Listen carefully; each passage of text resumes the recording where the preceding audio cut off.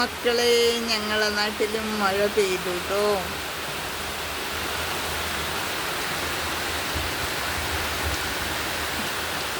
മഴ കാണാൻ തന്നെ എന്ത് രസമെന്നറിയോ.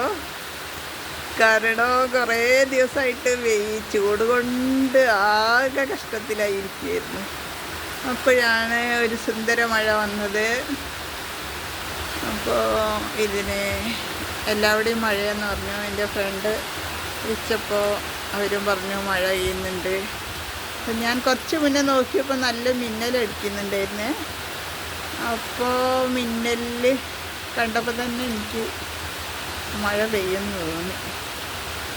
അതുപോലെ മഴ പെയ്തു. ചെടികളൊക്കെ കണ്ടില്ലേ, സന്തോഷത്തിലാണ് ഇന്ന് ചെടികളൊക്കെ.